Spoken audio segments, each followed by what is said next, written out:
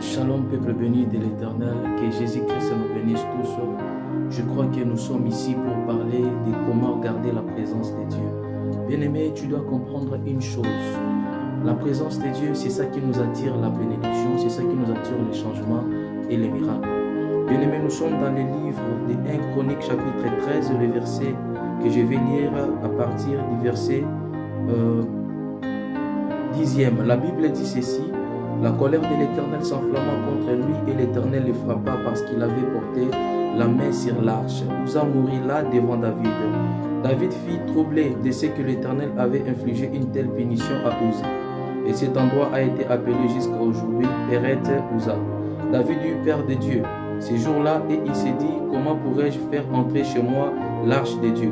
David ne prit pas l'arche chez lui dans la ville de David et il la fit conduire dans la maison d'Obed-Édom, un homme de Gad. L'arche de Dieu resta 3 mois dans la maison d'Obed-Édom chez lui, et l'Éternel bénit sa famille ainsi que tout ce qui lui appartenait. Bien-aimés dans le Seigneur, souvenez-vous que quand nous marchons dans la volonté de Dieu, quand nous pouvons obéir à la volonté de Dieu, c'est possible que le Seigneur nous fasse grâce.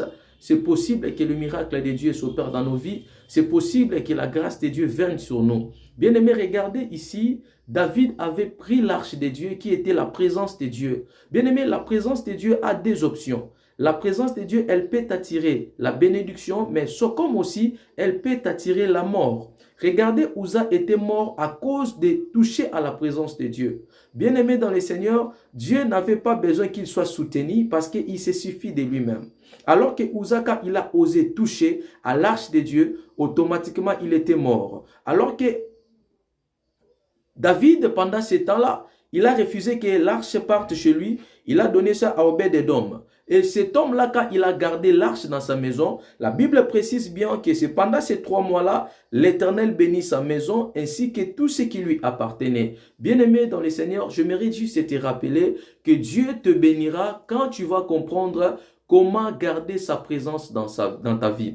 Bien-aimé, la présence de Dieu nous attire des bonnes choses. La présence de Dieu nous attire les miracles. La présence de Dieu nous attire le bonheur. La présence de Dieu nous attire la grâce.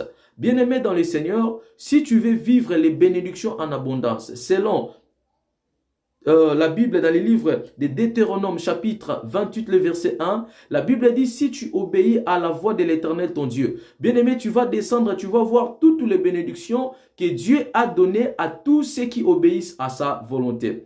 Bien-aimé, ici, je suis venu pour te parler de comment garder la présence de Dieu. La présence de Dieu, on la garde en mettant en pratique la parole de Dieu, en obéissant à ce que l'Éternel nous demande, en faisant ce qui est juste. Bien-aimé dans le Seigneur, tu ne peux pas attirer la présence de Dieu dans ta vie si tu ne sais pas premièrement comment garder ça. La Bible de Josué chapitre 1, le verset 8 nous dit quoi? Que ce livre de la loi ne s'éloigne point de ta bouche, médite-les jour et nuit pour agir fidèlement selon tout ce qui est écrit. Bien-aimé, il faut commencer d'abord par obéir à la parole de Dieu. Je sais que tu es un nouveau-né. Tout celui qui est né de nouveau est appelé à garder la parole de Dieu. Si tu n'es pas encore né de nouveau, bien-aimé, reçois Christ Jésus dans ta vie comme Seigneur et Sauveur et tu mettras en pratique sa parole et c'est cette parole-là qui te bénira. La Bible est en train de nous dire c'est la bénédiction de l'Éternel qui enrichit. Bien-aimé dans le Seigneur, la bénédiction, c'est que dans la parole de Dieu, c'est dans la bouche de Dieu. Voilà la raison pour laquelle vous allez remarquer que quand Isaac avait béni son fils Jacob, mais quand l'aîné était venu Ésaü, le père lui a dit que je n'ai plus encore de bénédiction pour toi.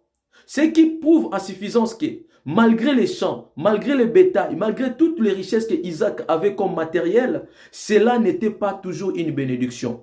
La vraie bénédiction, c'était quoi? La vraie bénédiction, c'était la parole que Dieu lui avait fait sortir dans sa bouche, la parole qui était venue dans son cœur. Isaac ici représentait Dieu. Alors que nous, en tant qu'enfants de Dieu, nous avons besoin de vivre la bénédiction de Dieu, c'est-à-dire qui sorte de sa bouche. Or, la bouche de l'Éternel, c'est sa parole, bien-aimé. Il faut que la parole de Dieu prenne chair dans la vie de tout et chacun de nous. Mais avant que cela soit fait, bien-aimés, nous devons respecter, obéir et mettre en pratique la parole de l'Éternel. Que personne ne vous y trompe. La bénédiction ne se cache que dans l'obéissance. Quels que soient les dîmes que tu donnes, quelles que soient les offrandes que tu donnes, quels que soient les biens que tu fais, bien-aimé, sache-le très bien que c'est la bénédiction de l'Éternel qui t'enrichira. Aucune offrande ne peut te donner le salut, sauf l'obéissance à la parole de Dieu. C'est ça même le chemin pour le ciel.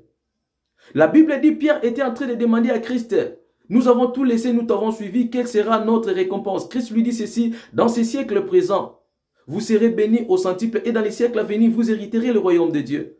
Tout ça, c'était à cause de l'obéissance dans la parole de Dieu. Bien-aimé, 2025, commencez à obéir à la parole de Dieu. Et quand tu obéiras à la parole de Dieu, cette parole-là trouvera place dans ta vie et tu ne vas pas demander, tu ne vas pas t'inquiéter. Les bénédictions viendront d'elles-mêmes. Le changement se fera d'elles-mêmes. Le miracle descendra de lui-même. Pourquoi? Parce que tu as obéi à la parole de Dieu. C'est le seul chemin, c'est la seule voie. C'est la seule condition que tout le monde peut supporter pendant un temps pour que Dieu se manifeste dans sa vie. 2025, que Dieu te donne la force de mettre en pratique sa parole, d'obéir en sa parole, de faire ce qui est sa volonté, de marcher selon sa volonté. Si tu marches selon sa volonté, bien-aimé, tu trouveras la paix, tu trouveras la grâce, tu trouveras la guérison, tu trouveras les miracles. Et pour tous ceux qui ne sont pas encore convertis, repentez-vous, abandonnez le mal, acceptez le Seigneur Jésus-Christ comme Seigneur et Sauveur et vous aurez la vie, non seulement sur terre, mais aussi dans la vie à venir qui est la vie éternelle. Alors, 2025, mets-toi dans la présence de Dieu, mets-toi dans la crainte de Dieu, mets-toi dans l'obéissance de sa parole et le Seigneur Jésus-Christ te bénira. Je prie au nom de Jésus-Christ que l'Éternel t'accorde la force. Là où tu étais incapable d'agir, à partir de maintenant, que Dieu te donne la force d'agir pour que tu manifestes la bonté et la grâce de l'Éternel. Sois béni, que Jésus-Christ te soit favorable. Amen. Votre humble serviteur, prophète missionnaire Paul Mayele. Abonnez, commentez, partagez, même sur YouTube, même sur TikTok. On est ensemble. Que le Seigneur Jésus-Christ nous bénisse.